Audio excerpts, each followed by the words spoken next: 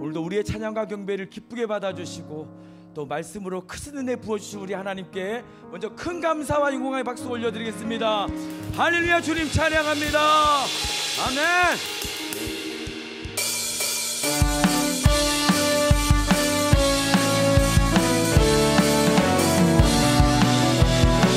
다같이 무릎 펄쩍 치시면서 오라 우리가 여호와의 산에 올라 하나님의 전에 이르자. 오라 우리가 여호와의 산에 올라 하나님의 전에 이르자. 주님의 도를 배우고 주님의 길로 행하리. 이는 율법이 시온에서 나오고 주의 말씀을 예루살렘에서. 한 번 더. 오라 우리가 여호와의 산에 올라 하나님의 전에 이르자. 오라 우리가 여호와의 산에 올라 하나님의 전에 이르자. 주님의 도를 배우고 주님의 도를 배우고 주님의 길로 행하리. 이는 율법이 시온에서 나오고 주의 말씀을 한 번 더. 주님의 도를 배우고 주님의 도를 배우고 주님의 길로 행하리. 주님의 길로 행하리. 이는 율법이 시온에서 나오고 주의 말씀을 예루살렘. 기뻐하며 승리의 노래 부르리. 그 백성 주가 회복시키시네. 그 사랑으로 억눌렸던 자모와 칭찬과 명성 얻게 하시. 전심으로 기뻐하네. 전능의 왕 함께 하시네. 기뻐 외치며 주께 두 손 들이 춤을 추며 왕께 찬양해. 모든 원수를 연하신 주님 전능의 왕 함께. 자, 우리 한 번 더 찬양합니다. 기뻐하며 승리의 노래 부르리. 그 백성 주가 회복시키시네. 그 사랑으로 억눌렸던 자모와 칭찬과 명성 얻게 하시. 전심으로 기뻐하리. 전능의 왕 함께 하시. 기뻐 외치며 주께 두 손 들이 춤을 추며 왕께 찬양해. 모든 원수를 연하신 주님 전능의 왕. 한 번 더. 전심으로 기뻐하니. 전심으로 기뻐하니. 전능의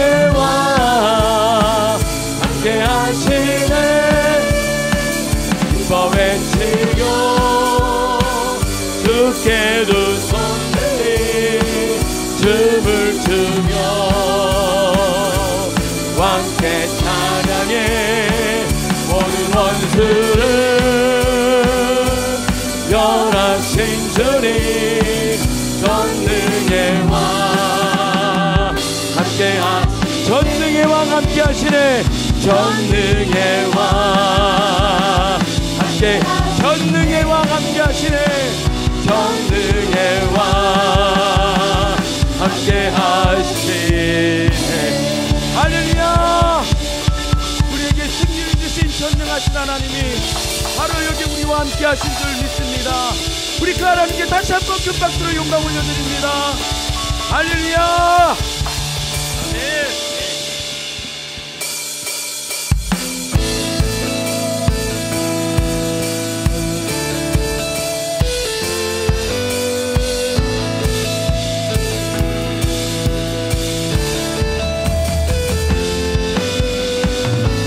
함께 저 높은 하늘 위로, 저 높은 하늘 위로 밝은 태양 떠오르듯이 나 주저하지 않으리. 어떤 어려움에도 주의 길을 선택하리. 빛 가운데로 걸으리. 주님을 크게 보는 믿음 가지고 세상에 나타내리라. 놀라운 주의 사랑을. 주의 꿈을 안고 일어나리라. 선한 능력으로 일어나리라. 이 땅의 부흥과 회복을 바로 나로부터 시작되니 주의 꿈을 안고 일어나리라. 선한 능력으로 일어나리라. 이 땅의 부흥과 회복을 바로 나로부터 시작되니. 우리 한 번 더.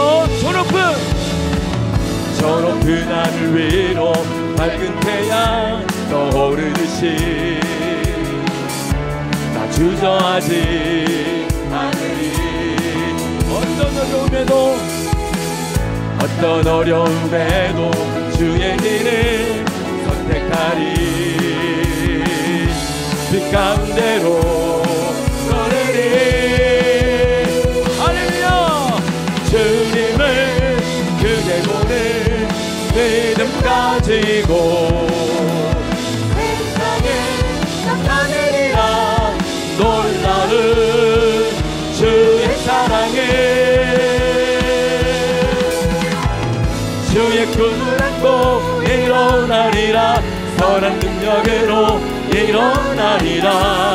이 땅의 부흥과 회복을 바로 나로부터 시작되니 주의 꿈을 안고 일어나리라. 선한 능력으로 일어나리라. 이 땅의 부흥과 회복을 바로 나로부터. 우리 한 번 더. 주의 꿈을 안고 일어나리라. 선한 능력으로 일어나리라. 이 땅의 부흥과 회복을 바로 나로부터 시작되니 주의 꿈을 안고 일어나리라. 선한 능력으로 일어나리라. 이 땅의 부흥과 회복을 바로 나로부터 시작되니. 할렐루야.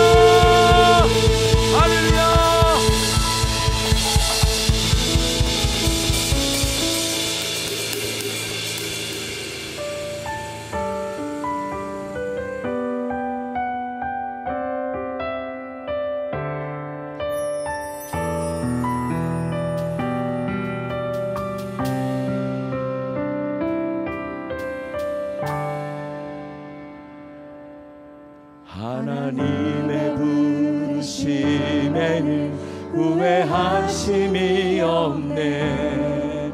내가 이 자리에 선 것도 주의 부르심이라.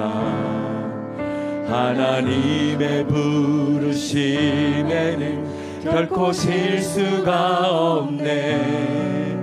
나를 부르신 하나님의 신실하심을 믿네.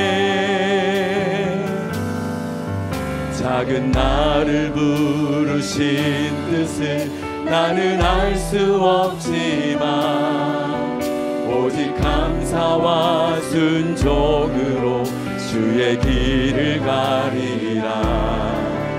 때로 내가 연약해져도 주님 날 도우시니 주의 놀라운 그 계획을 나는 믿으며 살리.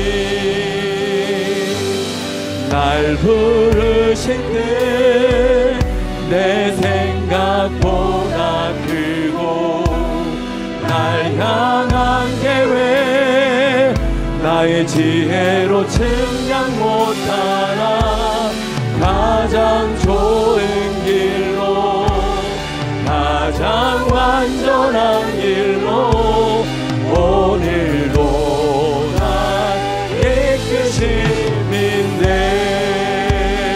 이끄심인데. 한 번 더 찬양합니다.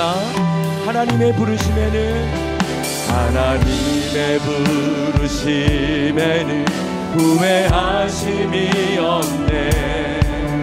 내가 이 자리에 선 것도 주의 부르심이야. 하나님의 부르심에는 결코 실수가 없네. 나를 부르신 하나님의 신실하심을 믿네. 작은 나를 부르신 뜻을 나는 알 수 없지만 오직 감사와 순종으로 주의 길을 가리라. 때로 내가 연약해져도 주님 날 도우시니 주의 놀라운 그 계획을 나는 믿으며 살리. 아멘. 날 부르신 때 내 생각보다 크고 날 향한 계획 나의 지혜로 측량 못하나 가장 좋은 길로 가장 완전한 길로 오늘도 날 이끄신 날 부르신 뜻 내 생각보다 크고 날 향한 계획 나의 지혜로 측량 못하나 가장 좋은 길로 가장 완전한 길로 오늘도. 다시 한번 믿음으로 고백하며 나갑니다. 날 부르신 때 내 생각보다 크고 날 향한 계획 나의 지혜로 측량 못하나 가장 좋은 길로 가장 완전한 길로 오늘도 날 이끄신 믿네.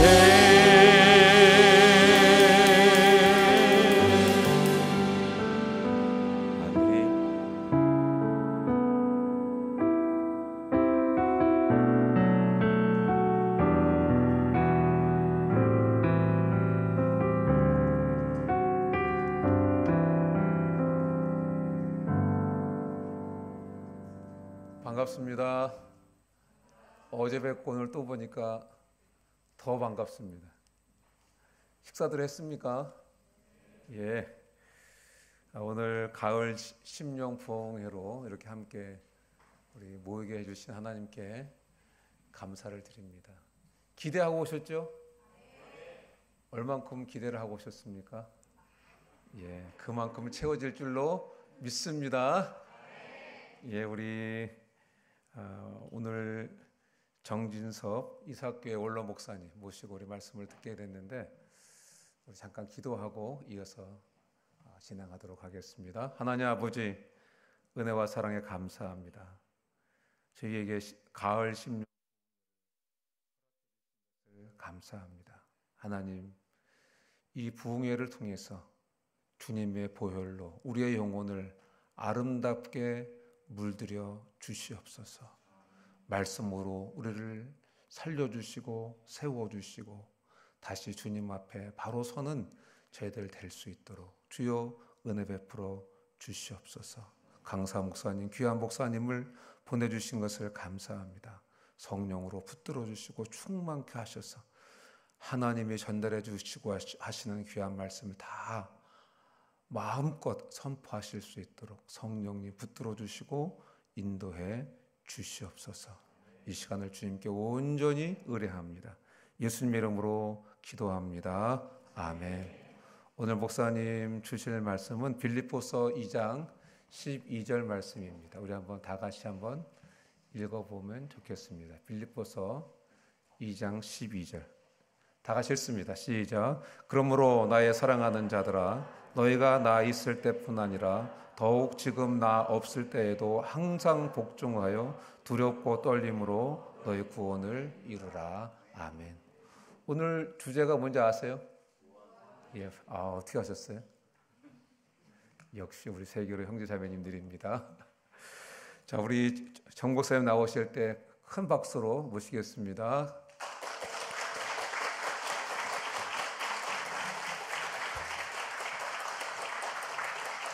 모니터 스피커를 조금 낮춰주실래요? 모니터 스피커.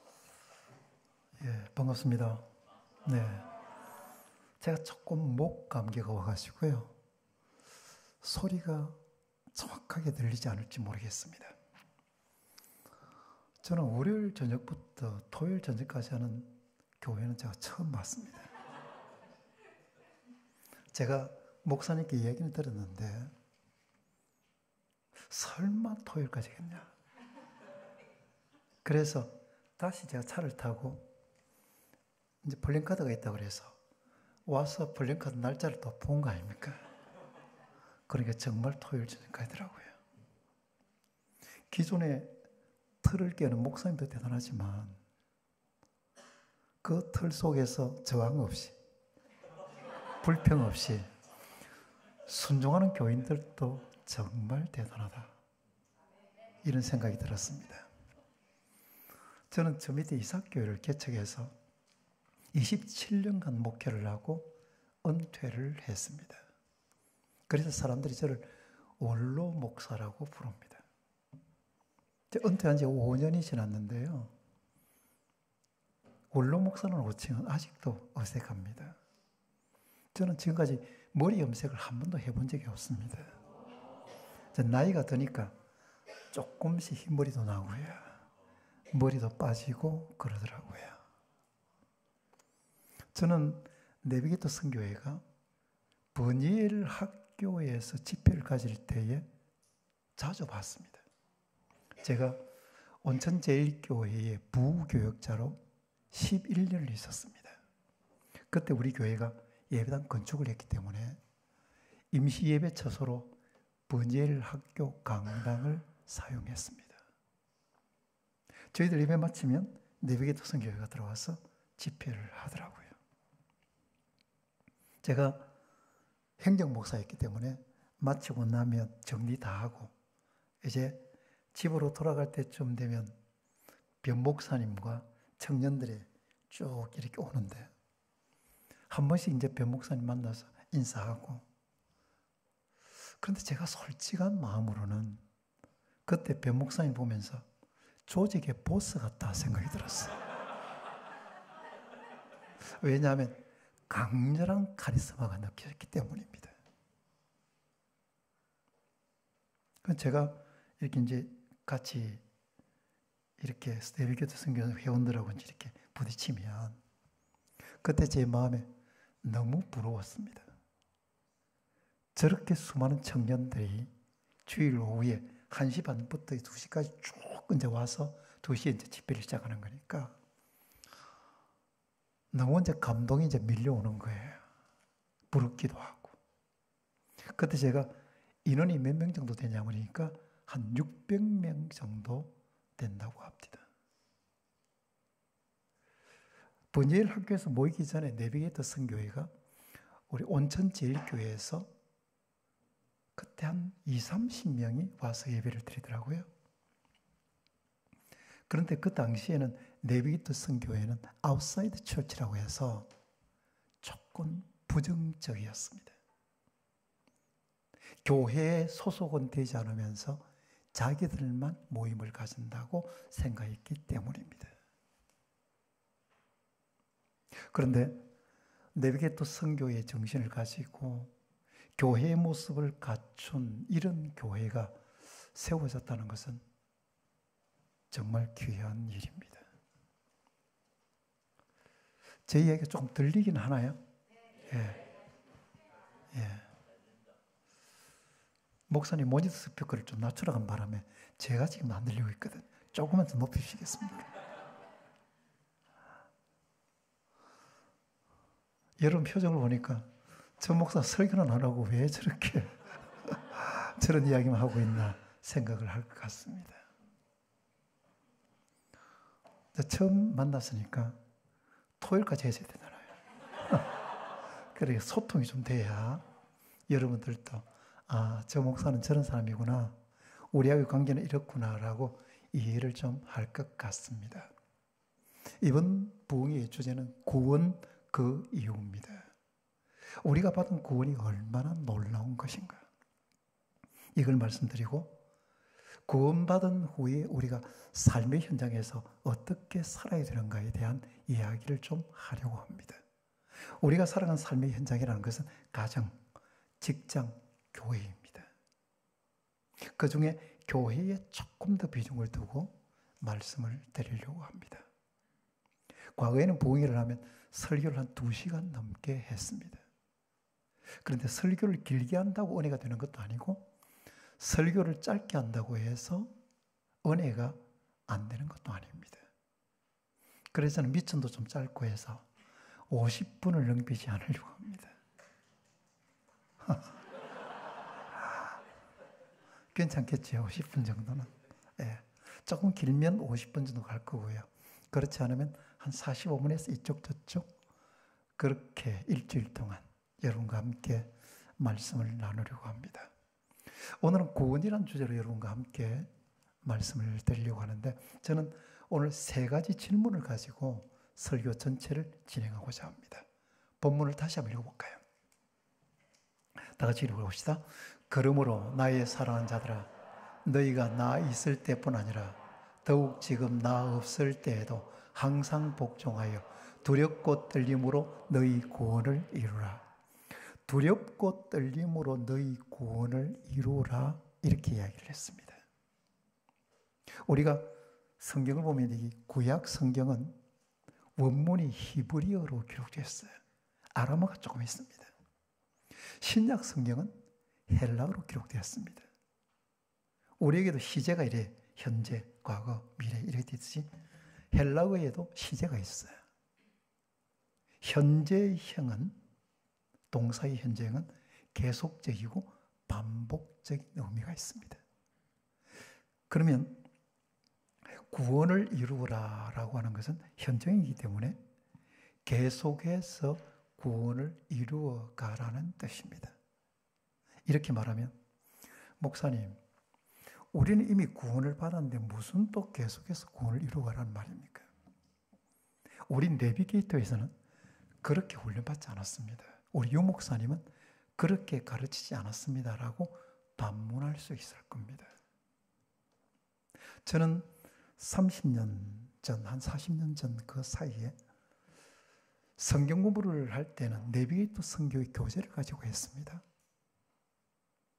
그때는 CCG 교재가 좀 있었고 주로 내비게이터에서 나온 교재였어요.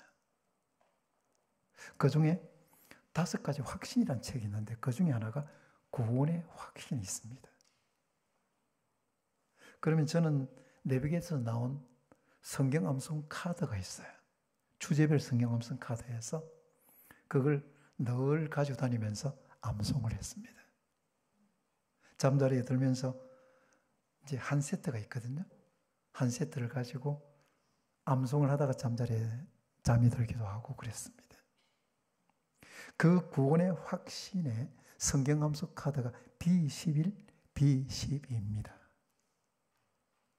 B11은 내가 하나님의 아들의 이름을 믿는 너희에게서 쓰는 것은 너희로 하여금 너희에게 영생이 있음을 알게 하려 함이라는 요한일서 5장 13절 말씀이에요. B12는 내 말을 듣고 또 나 보내신 이를 믿는 자는 영생을 얻었고 심판에 이르지 않으나니 사망에서 생명으로 옮겼느니라 라는 요한복음 5장 24절 말씀입니다. 그러면 첫 번째 질문입니다. 여러분은 구원을 받았습니까? 이 근본적인 질문은 좀 크게 아멘 하셔야 됩니다. 다시, 여러분 구원 받았습니까? 언제 구원 받았습니까? 이 질문은 기쁜 소식 선교라고 하는 박옥수 이단에서 묻는 질문입니다. 구원받았습니까? 예. 그러면 구원받은 정확한 날짜가 언제입니까? 머뭇거리고 있으면 구원받은 정확한 날짜를 모른다면 당신은 구원받은 사람이 아니다 라고 말합니다. 여러분은 여러분이 구원받은 정확한 날짜를 압니까? 극적인 체험을 통해서 구원받은 사람은 구원받은 날짜를 정확하게 알 수 있습니다. 그러나 대부분의 교인들은 구원받은 정확한 날짜 모릅니다. 저도 언제 구원받았는지 잘 모릅니다. 그러나 구원의 확신은 있습니다. 구원의 확신을 가진 사람들이 왜 자기가 구원받은 정확한 날짜를 모르는 겁니까? 그것은 자신의 결심 혹은 선택으로 구원받은 것이 아니기 때문입니다. 에베소서 2장 8절을 함께 읽어보십시다. 다 같이 읽어볼까요? 너희는 그 은혜에 의하여 믿음으로 말미암아 구원을 받았으니 이것은 너희에게서 난 것이 아니요 하나님의 선물이라. 하나님의 은혜로 구원을 받았기 때문에 우리는 언제 구원받은지 모르지만 어느 날 보니까 내가 구원받은 사람이 되어 있었습니다. 그래서 정확하게 표현하자면 우리는 예수님을 믿는 것이 아니라 예수님이 믿어졌다는 것이 맞습니다. 반응은 내가 예수님을 믿는 것은 맞는데 하나님의 은혜로 예수님이 믿어진 거예요. 제가 YM에서 하는 목회자 DTS라는 PDTS를 받았습니다. 그때 한 목사님이 같이 받았는데 그 목사님 이런 간증을 합니다. 그분이 문현동에서 20대 청년 시절을 보냈는데 집이 아주 유학자 집안이었어요. 아버지가 교회에 나온다는 것은 상상할 수 없는 일이었습니다. 그런데 어느 날 아버지가 아들 보고 내 교회 구경 한번 가도 되나? 이러더라는 거예요. 이 아들 목사가 너무 감사해서, 그때는 목사는 아니었지만 아들이 너무 감사해서 아버지 마음이 바뀌지 않게 해달라고 계속해서 기도했습니다. 주일 아침이 되었는데 아버지가 한복을 입고 기다리고 서 있는 거예요. 그래서 아버지와 함께 교회를 갔는데 하필이면 그 교회가 싸우는 교회인데 그때가 대판 싸우는 줄이었어요. 그래서 교회가 막 난장판이 되었습니다. 목사가 끌려 내려오고 예배도 못 드리고 아버지가 집으로 돌아왔습니다. 아들 생각에는 아버지는 이제 끝났다. 아버지가 교회에 나간다는 것은 이제는 완전히 끝난 거다라고 생각을 했습니다. 그런데 일주일 지나고 주일이 되니까 아버지가 아침에 또 한복을 입고 기다리고 서 있는 겁니다. 아들 보고 하는 이야기가 오늘 또 싸움 구경하러 가자. 그래서 그 주일에 교회를 나갔고 그 다음 주일에 교회 나가고 예수님 믿고 구원받아서 집사님으로 있다가 세상을 떠났습니다. 여러분, 이것을 우리가 인간의 이성으로 설명이 가능합니까? 하나님의 은혜 외에는 설명할 길이 없습니다. 우리가 믿는 믿음뿐만 아니라 우리가 가진 모든 믿음도 다 사실은 하나님의 은혜입니다. 예수님이 처녀임에서 태어났던 동정녀 탄생, 그거 우리가 믿습니다. 예수님이 죽었다가 다시 살아났다, 예수님의 부활 믿습니다. 성경에 수많은 기적들이 있잖아요. 죽은 사람이 살아났다. 떡 5개, 물고기 2마리 5,000명을 먹였다. 이런 성경 속에 있는 수많은 기적을 우리는 액면 그대로 믿습니다. 여러분, 우리가 배울 만큼 배운 사람 아닙니까? 비이성적이고 비합리적인 사람이 아니잖아요. 목사님이 믿으라고 한다고 해서 그대로 그냥 믿는 맹신자들이 아니지 않습니까? 그런데 우리가 어떻게 예수님의 동정 탄생을 믿습니까? 어떻게 예수님의 부활을 믿을 수 있습니까? 성경 속에 있는 수많은 기적을 그냥 아멘하고 믿을 수 있는 겁니까? 하나님의 은혜 외에 설명할 길이 있습니까, 여러분? 하나님의 은혜가 우리 속에 임하니까 정말 우리가 세상적으로 보면 이건 비합리적이다 생각되는 예수님의 동정녀 탄생, 예수님의 부활, 성경 속에 있는 수많은 기적을 아멘하고 믿는 겁니다. 그러면 이건 믿는 것이 아니라 믿어진 것이죠. 저는 첫 번째 질문을 여러분 구원받았습니까? 라는 질문이었습니다. 이 질문 두 번째 질문은 이어지게 되는 거예요. 두 번째 질문입니다. 여러분은 지금 죽어도 천국 간다는 확신이 있습니까? 그래가 천국 가겠습니까? 제가 세례문답을 하면 반드시 질문하거든요. 세례문답을 할 때 이제 이 질문을 하면 대답이 다양합니다. 가봐야 안 알겠습니까? 어떤 사람은 제가 이렇게 신앙생활을 해서 천국 갈 수 있겠습니까? 그리고 어떤 사람은 제가 앞으로 천국 가도록 노력 많이 하겠습니다. 전부 다 틀린 대답입니다. 예수 믿고 구원받으면 반드시 천국에 들어갑니다. 왜냐하면 천국 들어가는 것은 내 노력으로 들어가는 것이 아니라 하나님의 은혜로 구원받은 사람은 반드시 천국에 입성하기 때문입니다. 그런데 천국과 지옥의 존재를 믿지 않는 사람이 있습니다. 아이고, 이 시대에 무슨 천국이 있냐, 지옥이 있냐. 그런데 천국과 지옥이 있음을 아는데도 천국 가는 것에 대해서 그렇게 소망을 많이 가지지 않는 그리스도인이 많습니다. 제가 다른 교회 설교를 갔는데요. 예배를 마치고 장로님들과 함께 이제 교제를 이렇게 나누고 있는데 한 장로님이 목사님 요즘은요 교인들이 장로 되기 싫어합니다. 그러자 한 장로님이 있다가 목사님 요즘은 교인들이 천국도 가기 싫어합니다. 와, 여러분 교인이 천국 가기 싫어한다. 이 말이 됩니까, 여러분?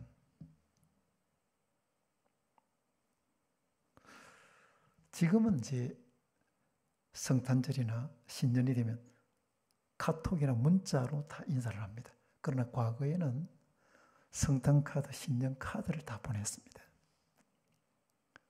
제가 어떤 성탄절이었는데 우리 교회 한 학생이 제게 카드를 보냈습니다. 제가 카드를 펴서 읽어보다가 뒤로 넘어갈 뻔했습니다. 그 카드에 쓰인 글은 이렇습니다. 사랑하는 목사님, 새해에는 아름다운 천국에 들어가시기 바랍니다. 와, 여러분 이 아이는 너무나 좋은 말을 썼다고 생각했을 거예요. 그런데 새해에 천국 들어가는 말은 새해 죽으라는 말 아닙니까? 근데 최소한 목사라면 이런 이야기 들으면 아멘 할렐루야 이래야 되는 거 아닙니까? 근데 그런 게 안 나오는 거예요. 내가 지금 할 일도 많은데 내년에 죽으면 어쩌란 말이고. 그런 생각이 드는 겁니다. 천국이 좋은 것은 알지만 천국 가기 참 싫어합니다. 그만큼 이 세상에 발을 너무 많이 깊이 두고 있다는 뜻입니다. 우리가 죄를 짓습니다. 구원받은 사람도 죄와 상관없는 건 아니에요.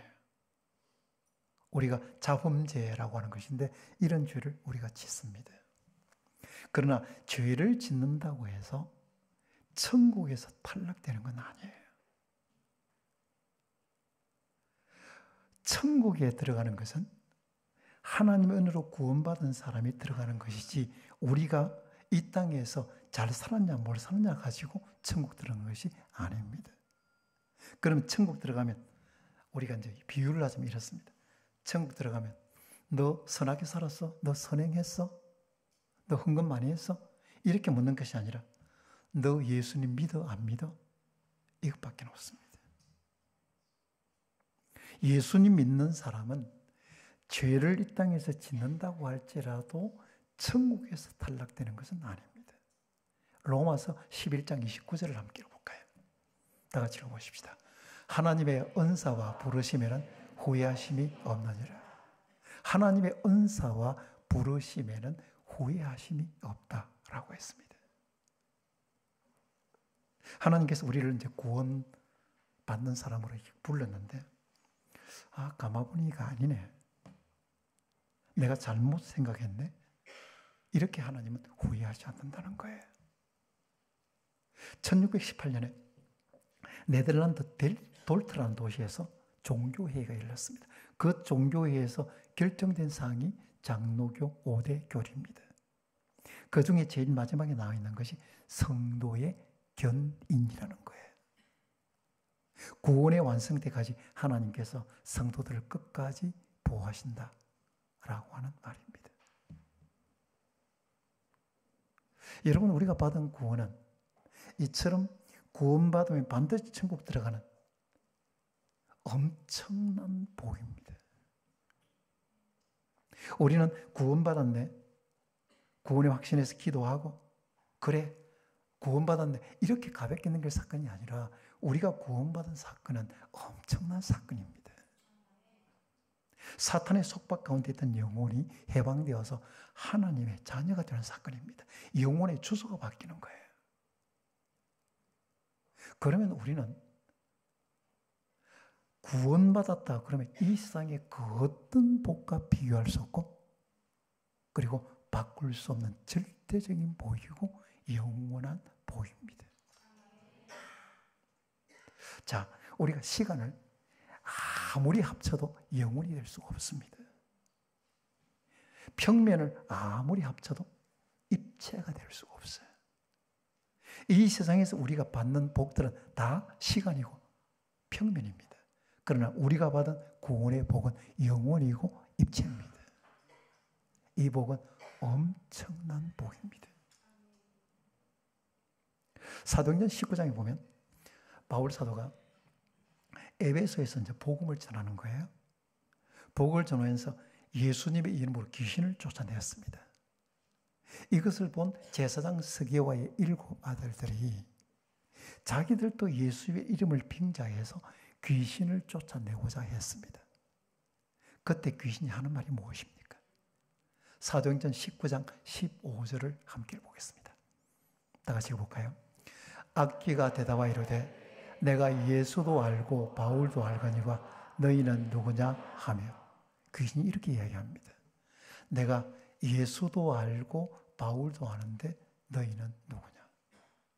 자, 그러면 귀신이 뭐까지 한다 그러죠? 참 귀신같이 한다 그러죠? 귀신은 정말 귀신같이 합니다. 그래서 우리가 배워서 하는 점쟁이가 있고 배워서 하는 무당들인데 이걸 섭득점쟁이, 섭득무당이라고 그래요. 그러나 귀신이든 점쟁이들은 그리고 귀신이든 무당은 사람의 속을 정확하게 꿰뚫습니다. 그러면 귀신이 예수님도 알고 바울도 안다면 우리를 알겠습니까? 모르겠습니까? 알죠. 왜 그렇습니까? 우리 속에는 누가 계시기 때문에?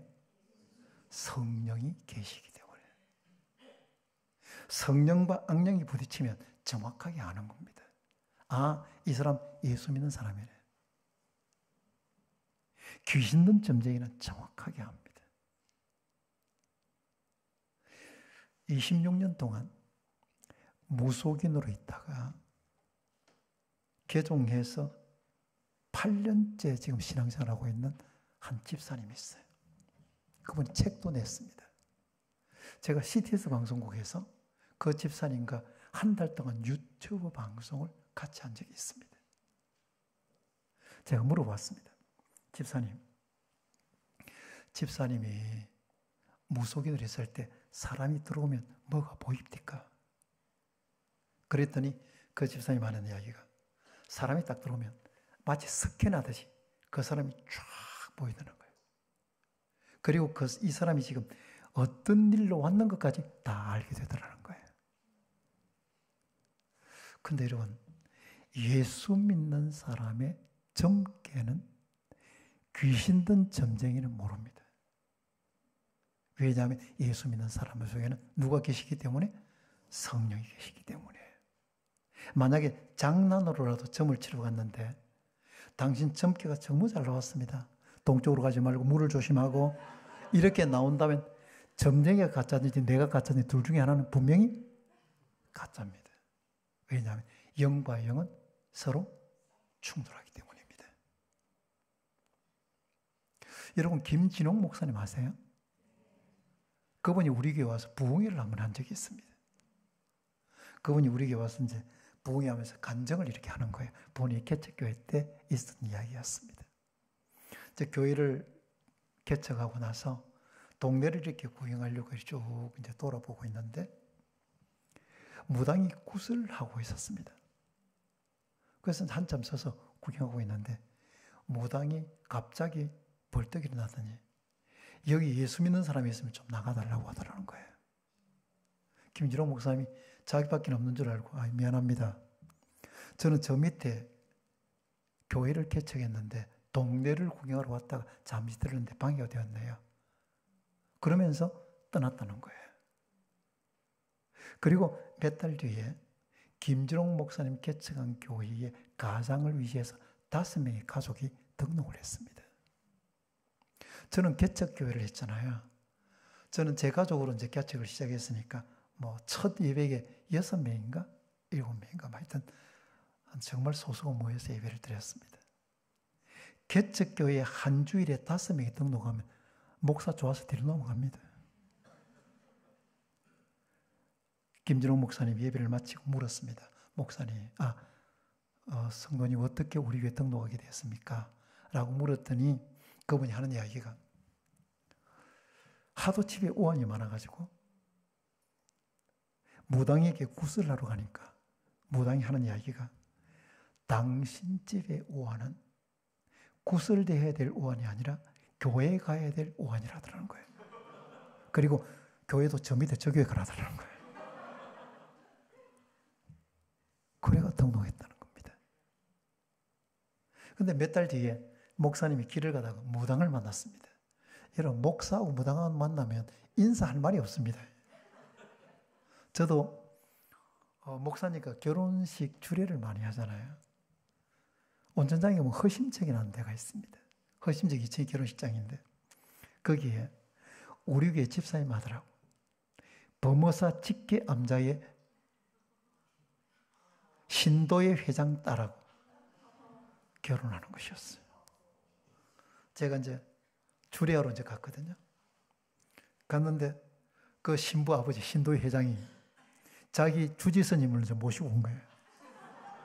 그래가지고 목사님, 우리 절의 주지스님입니다. 그러는데 저는 당연히 목사니까 예 이러니까 악수를 안 하고 그냥 이러네.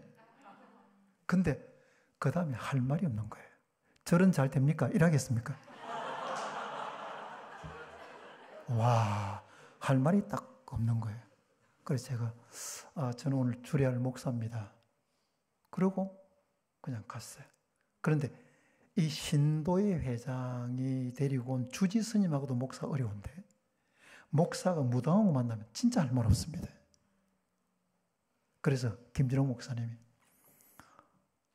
지난번에 사람 보내주셔서 감사합니다 이런 인사를 했습니다. 그러니 그 무당이 하는 이야기가 같은 업에 종사하는 사람끼리 서로 도와가며 살아야 되지 않겠습니까? 그러더라고요. 제가 지금 이 이야기를 하는 이유는 이 지금 중요한 게 아닙니다. 그 다음이 중요합니다. 무당이 하는 말입니다. 나도 예수신이 가장 강한 줄 압니다. 언젠가는 이거 접고 교회에 갈 겁니다. 여러분 제가 왜 이야기를 하느냐면 우리가 받은 구원은 구원받았네 이런 사건이 아닙니다. 이건 엄청난 사건입니다. 귀신도 알아주는 사건이라니까요. 이런 구원의 복을 우리가 받은 거예요. 그러면 우리가 구원받은 후에도 죄를 짓습니다. 그러나 죄를 지었다고 해서 구원에서 탈락되는 건 아니에요. 그래서 한 번 구원은 영원한 구원입니다. 그렇다고 해서 나는 천국에 티켓은 다 받았구나. 그럼 마음대로 살지 뭐.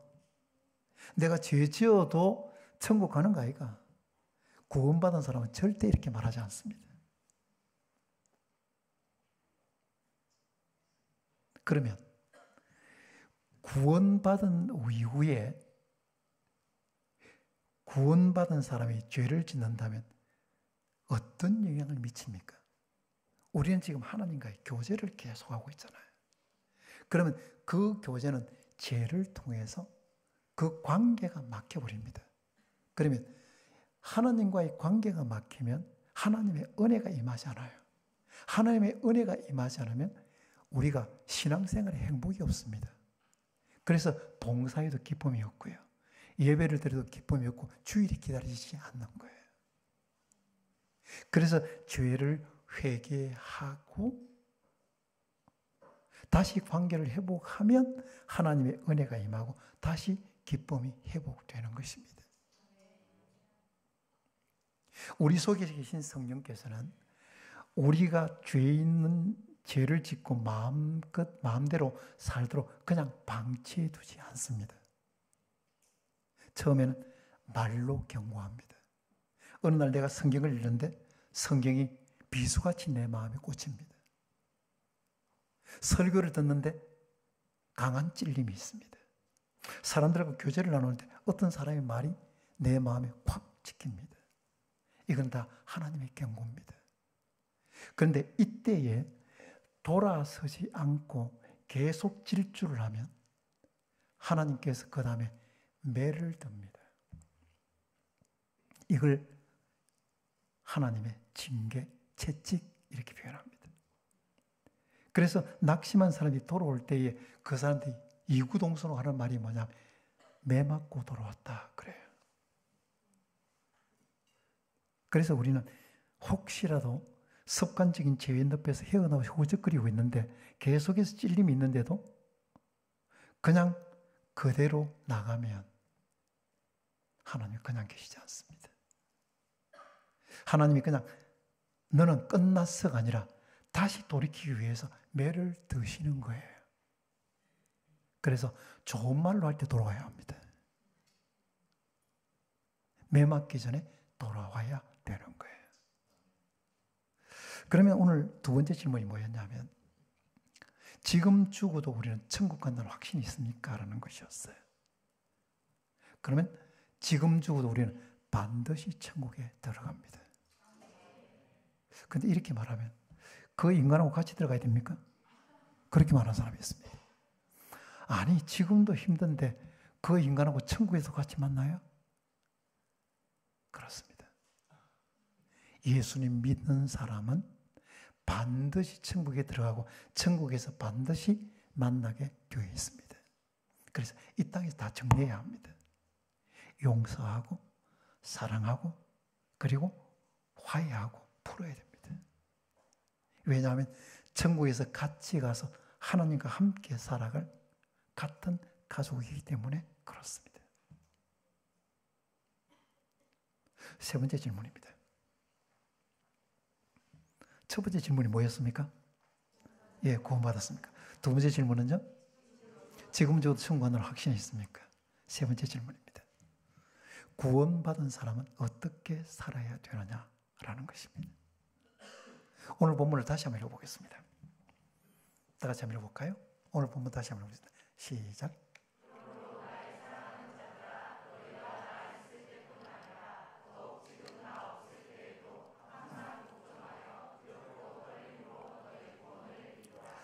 두렵고 떨림으로 너희 구원을 이루라는 것은 계속해서 구원을 이루어 가라는 뜻이라고 이야기를 했습니다. 자, 그러면 우리는 이미 구원을 받았습니다. 예수님이 구원을 받았어요. 그러나 구원의 완성에는 이르지 않았습니다. 우리가 이 세상을 떠나서 천국 들어가는 그날에 구원의 완성에 이르는 겁니다. 그러면 구원의 시작은, 구원의 완성은, 그러면 구원의 시작과 완성 사이에는 하나의 과정이 있는 거예요. 이것이 바로 계속해서 구원을 이루어가는, 신학적으로는 성화의 과정이라고 합니다. 점점 거룩하게 되는 과정입니다. 구원받았다는 사람은 구원받기 위해서 거룩한 삶을 살아야 되는 조건이 아니라 구원받았다면 당연히 거룩한 삶을 살아야 된다는 겁니다. 이것이 성화의 과정이에요. 여러분이 한번 물어보겠습니다.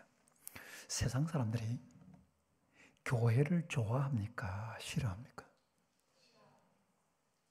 아니, 그 사람들이 왜 교회 싫어합니까?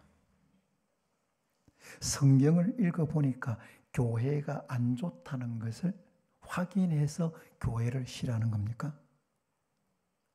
아니, 그렇지도 않은데 왜 세상 사람들이 교회를 싫어합니까?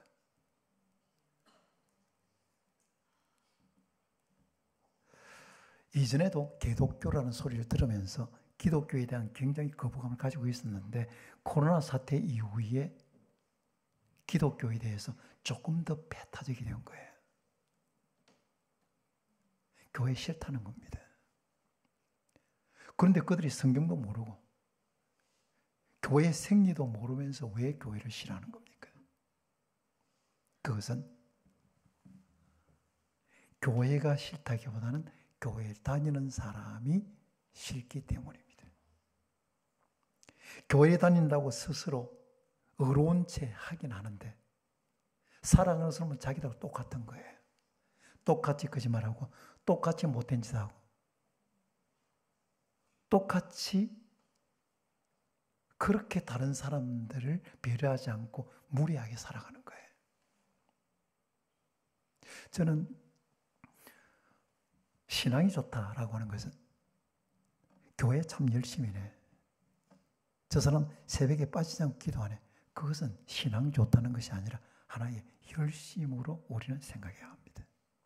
신앙이 좋다는 것은 우리가 성령에 충만한 성령의 열매로 나타나게 되어 있습니다.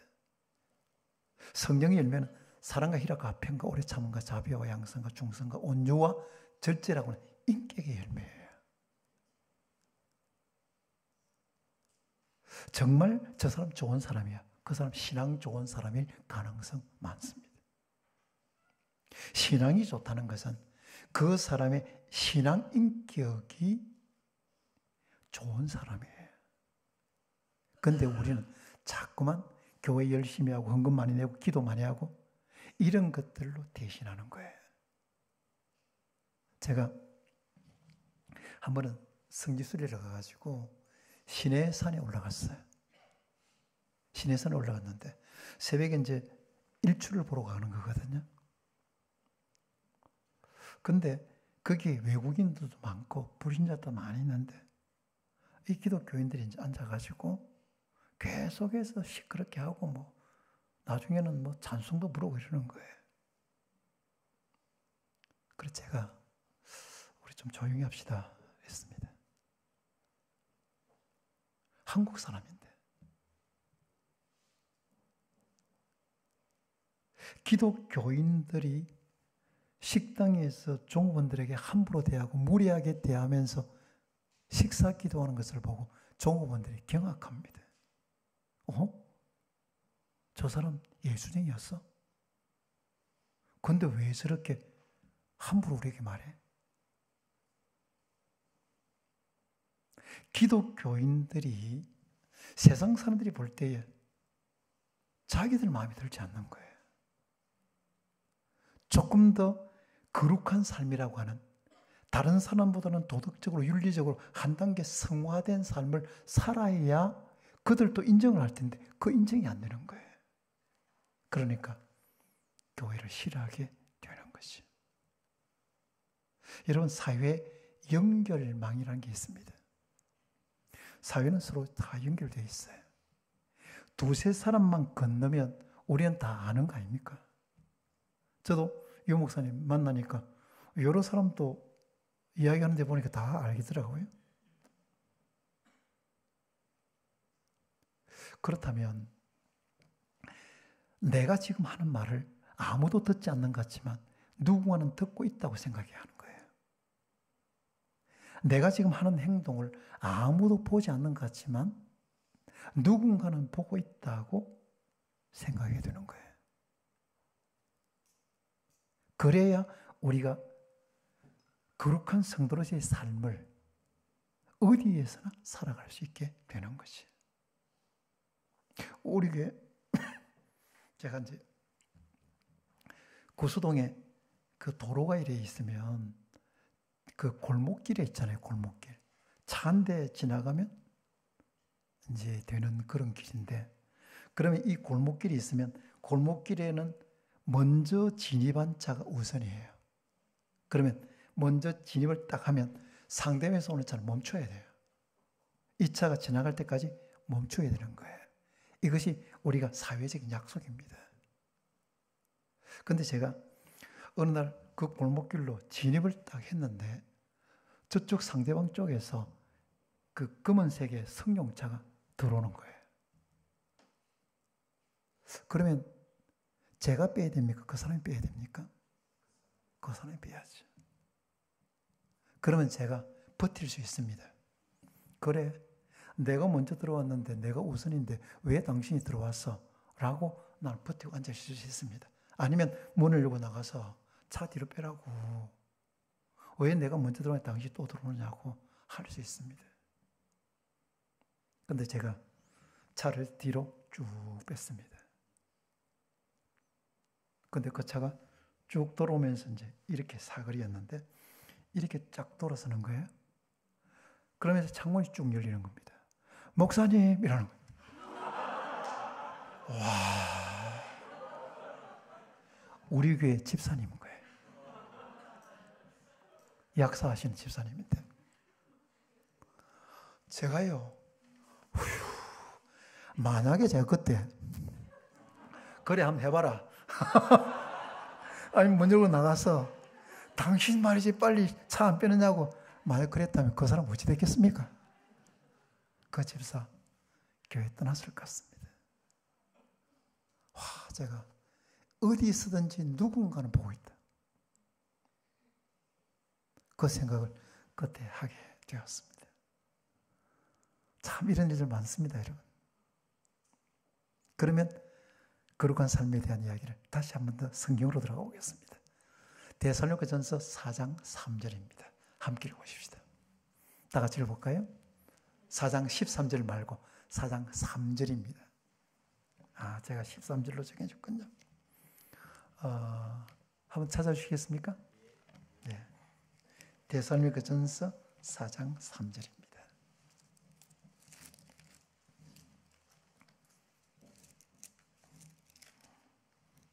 네, 다 같이 한번 읽어볼까요? 시작.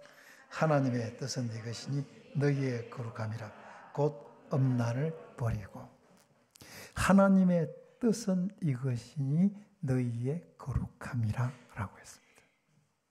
우리가 거룩한 성도로 사는 것은 하나님의 뜻이라는 겁니다. 그러니까 하나님의 뜻이라고 하는 것은 우리가 당연히 그렇게 살아야 한다는 뜻입니다. 다시 이야기한다면 우리가 선하게 살아야 된다, 거룩하게 살아야 된다, 이렇게 해야 구원을 받는 것은 아니에요. 구원을 받는 거 아니에요. 우리의 선행이, 우리의 거룩한 삶이, 우리의 헌신이 구원의 조건은 될 수가 없습니다. 구원은 오직 하나님의 은혜입니다. 그러나 구원을 받았기 때문에 우리는 거룩하게 살아야 되는 것이고, 이것이 하나님의 뜻이다라고 하는 것입니다. 그렇다면 거룩이라는 뜻은 뭐냐면 구별된다는 뜻이거든요. 그러면 우리가 구원받은 사람이라면 세상 사람들과 생각하는 것이 달라야 되고, 말하는 것이 달라야 되고, 행동하는 것이 달라야 되는 거죠. 예비군 훈련을 이렇게 하러 갔는데, 남자들이 예비군복 입고 있으면 다 똑같거든요. 그런데 그 교회가 총동원 주일인가 그렇게 해서 한 사람이 교회를 나왔어요. 근데 그 사람이 나 이 위에 안 나옵니다. 나중에 알아봤더니 찬양대에서 봉사하는 그 사람이 예비군 훈련할 때 제일 음담패스를 많이 한 사람이었어요. 이 사람이, 그 사람이 찬양대에서 앉아있는 걸 보고 충격을 받은 겁니다. 아, 교회가 이런 거구나. 성도가 세상 사람들과 구별된 거룩한 삶을 살지 않기 때문에 교회의 이미지가 실수일 뿐 아니라 예수님의 이름까지 땅에 떨어지고 마는 거예요.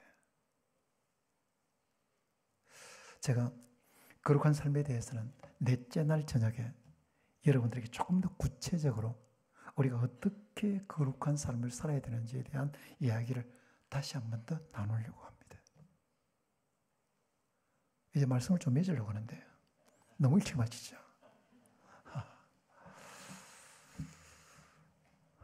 미당 서정주 선생이라고 있습니다. 그 서정주 선생은 불교계의 문학계의 거두예요. 불교 문학계에서는 얼마나 유명한 사람인지 모릅니다. 그래서 불교의 고승들과 늘 대화를 나누는 불교 문학계에서는 유명한 사람입니다. 그런데 그 사람이 미국에 있는 막내 아들 집에 갔다가 예수님 믿고 구원을 받은 거예요. 그 막내 아들은 아버지의 구원을 위해서 늘 기도해 왔습니다. 그런데 이 서정수 선생이 이제 한국에 돌아와서 암으로 병원에 입원을 했습니다. 그때 윤형주 씨 알죠? 예, 세시봉의 윤형주 가수가 늘 기타를 들고 와서 병원에 가서 찬송을 불러주면 그렇게 서정수 선생이 좋아했다고 합니다. 임종하기 3시간 전에 홍정길 목사님하고 윤형주 장로님하고 몇 명의 성도들이 마지막 임종 예배를 드렸습니다. 그때 불렀던 찬송이 내 영혼이 원청 입어 중환제진 벗고 보니 이 찬송이었습니다. 그리고 찬송이 끝나고 난 이후에 서정주 선생은 세상을 떠났습니다. 그분이 돌아가시고 나서 불교장으로 장례를 치르긴 했어요. 그러나 그 서정주 선생과 교제를 나누었던 고성들은 이 사람이 예수 믿는 사람인 줄 아는 거예요. 불교장으로 치르긴 했지만 이미 서정주 선생은 영혼은 천국에 들어가 있는 겁니다. 왜냐하면 예수님 믿고 구원받았기 때문입니다. 이 세상에서 많은 것들을 가졌다고 할지라도, 이 세상에서 높은 지위를 가졌다고 할지라도, 세상적인 성공과 그리고 최고의 어떤 무엇을 누리고 있다고 할지라도 구원받지 못했다면 그 사람은 가장 불쌍한 사람입니다. 왜냐하면 구원의 복을 받지 못하면 이 세상에 그 어떤 것을 가진다고 할지라도 그것은 진정한 복이 아니기 때문입니다. 그런데 우리는 예수님 믿고 구원을 받았습니다. 이것은 누군가가 우리에게 해준 은혜예요. 그래서 사도행전 28장에 보면 구조했다고 할 때 그 구조의 헬라어 단어가 디아소조라는 단어예요. 디아소조라는 단어는 무슨 단어냐면 그냥 구원했다가 아니라 누군가를 통해서 구원을 받았다 해요. 우리의 구원도 마찬가지입니다. 내가 노력해서 내가 선택해서 구원받은 것이 아니라 하나님의 은혜로 구원이 주어진 겁니다. 그리고 우리가 이 세상을 떠나면 영원한 천국에 들어가게 될 것입니다. 이 땅에서 우리는 어떻게 살아야 되겠습니까? 거룩한 하나님 백성답게 하나님의 뜻을 이루면서 성도로서 이 땅을 살아야 되지 않겠습니까? 이야기 하나만 하고 마치겠습니다. 여러분 이것도 뭐 들었을 텐데요. 돈을 많이 버는 집사님이 있었어요. 그 집사님은 하루에 번 돈을 가지고 그때 당시 반포동에 있는 아파트 하나를 살 만큼 돈을 많이 벌었어요. 교회에서는 집사였습니다. 찬양대도 했습니다. 그런데 밤마다 술에 찌들리는 거예요. 그리고 새벽마다 집에 들어오고. 그 집사님의 아내는 이 남편 만나면 내가 평생을 신앙생활 잘하겠다고 행복한 가정을 이루겠다고 기대하면서 결혼을 했는데 남편을 보니까 늘 새벽에 술에 찌들려서 집에 들어오고 돈은 많이 벌지만 행복하지 않은 거예요. 그러던 어느 날 이 남자 집사님이 새벽에 집에 들어오면 늘 초인종을 누르고 들어왔는데 그날은 자신이 열쇠를 열고 들어왔어요. 들어보니까 아내가 식탁에 머리를 이렇게 대고 누워있는 겁니다. 근데 옆에 보니까 일기장이 있었어요. 곳곳에 얼룩이 져 있는 겁니다. 눈물 자국이었습니다. 그 글을 읽어보니까 어떻게 됐냐면 오늘 또 죽음을 생각하면서 시골길을 걸었다. 그 글을 보는 순간 이 남자 집사가 큰 충격을 받았습니다. 나 때문에 내 아내가 죽음을 생각한다는 생각이 견딜 수가 없는 거였어요. 그날로 모든 것을 정리했습니다. 그리고 신학교에 들어갔어요. 목사가 되었습니다. 그리고 한국 교회를 이끌어가는 그리고 젊은 신학도들이 가장 존경하는 목사님이 되었습니다. 그분이 목회하다가 주님의 교회를 목회하다가 은퇴하신 이재철 목사님입니다. 하나님이 쓰시는 그릇은 금그릇, 은그릇 아닙니다. 하나님이 쓰시는 그릇은 깨끗한 그릇이에요. 여러분이 능력이 많다고요? 돈이 많다고요? 여러분이 신앙 경력이 좋다고요? 신앙 가문이 좋다고요? 이런 것 가지고 하나님 쓰시는 것이 아니라 얼마나 깨끗한 그릇이냐, 얼마나 정결한 삶을 사느냐, 이것을 보고 하나님께서 쓰시는 일꾼으로 삼으시는 겁니다. 저는 여러분들이 구원의 감격을 가지고 그리고 장차 천국에 간다는 소망을 가지고 이 땅에서 거룩한 하나님 백성으로 하나님께 계속해서 쓰임받는 그러한 성도로 살아갈 수 있기를 축원합니다. 찬송가 305장 1절만 한번 부를까? 다 같이 한번 부를까요? 4절까지 같이 부르겠습니다.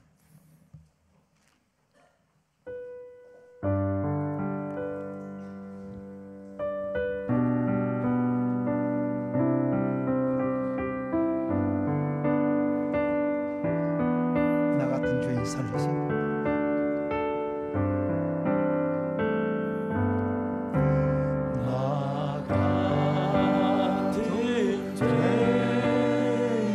살리신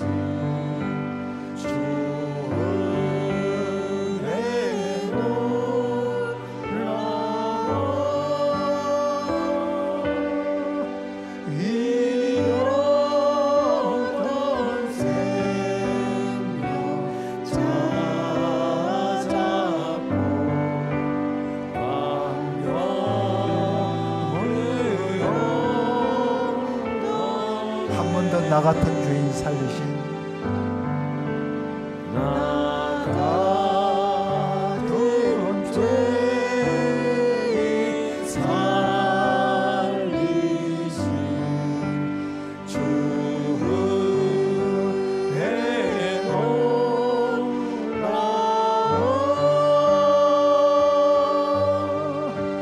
잃었던 생명 찾았고 광명을 얻었네. 기도하겠습니다. 우리 조용히 한번 기도하겠습니다. 여러분, 우리는 죄인으로 태어나서 죄인으로 살다가 죄인으로 죽어서 지옥에 들어갈 사람이었습니다.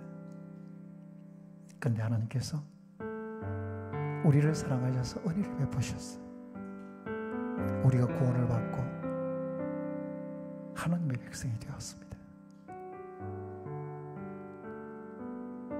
우리가 받은 구원은 정말 엄청난 사건이고 엄청난 복입니다. 이 복을 주신 하나님 앞에 감사의 기도를 우리 한번 드리십시다. 우리는 장차 이 세상을 떠나고 나면 천국 갈 텐데, 그때까지 거룩한 성도로서 삶을 살 것을 하나님께서 원하고 있습니다. 하나님, 결단합니다. 하나님께 쓰임받는 깨끗한 그릇이 되게 해주시옵소서. 혹시 아직도 정리하지 못한 죄가 있습니까? 아직도 죄의 늪에서 허우적거리고 있습니까? 하나님께서 매를 들기 전에 제가 먼저 결단합니다. 하나님, 돌아서겠습니다. 이제 정리하겠습니다. 하나님의 백성으로 거룩한 성도로 살아가겠습니다. 이런 다짐의 기도를 우리 조용하게 한번, 우리 음악을 좀 계속 들어주시고 기도하도록 하겠습니다. 다 같이 기도하십시다. 하나님 아버지, 감사합니다. 저희들 사랑해 주셨어요. 하나님 아들을 주시옵소서. 저희들에게 구원의 복을 주셨어요. 너무 감사합니다. 엄마 조용히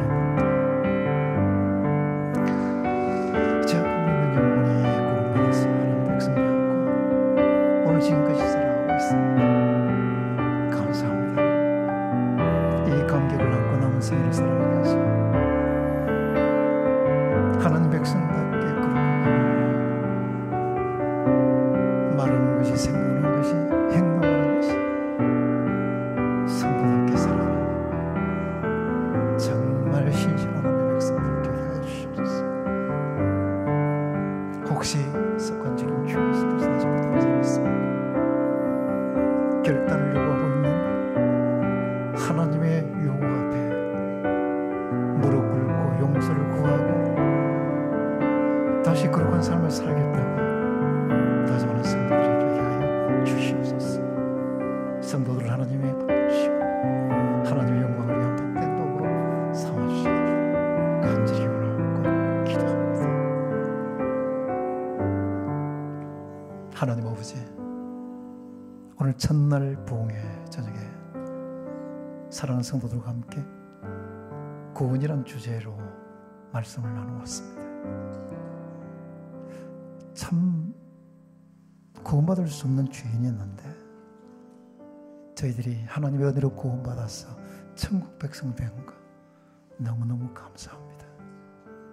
구원의 감격을 잃어버리지 않고 늘 감사하며 기뻐하며 어떤 상황 가운데서도 하나님만 바라보고 살아가는 하나님 백성 되게 하여 주시옵소서.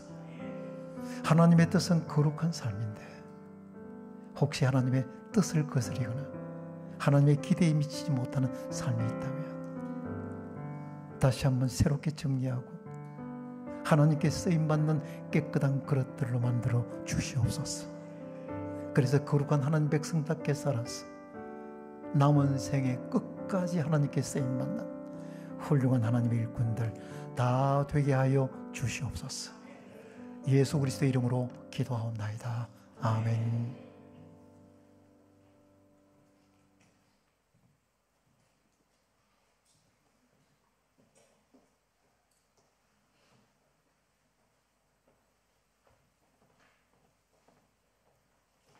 예, 귀한 말씀 감사하고 또 이 밤에 우리를 이곳에 이끌어 주신 하나님께 너무너무 감사합니다. 우리 계속해서 하나님 말씀 속에 또 성령 충만한 은혜를 누리는 한 주 됐으면 좋겠습니다. 또 정말 주님의 보혈이 이 가을에 우리의 심령을 적셔 주셔서 우리의 심령이, 우리 영혼이 아름답게 물드는 그런 귀한 은혜가 있었으면 좋겠습니다. 우리 자유롭게 모처럼 모셨으니까 내일 새벽 기도도 없으니까 자유롭게 기도하시다가 돌아가시면 좋겠습니다. 내일 저녁에 뵙겠습니다. 안녕히 돌아가십시오.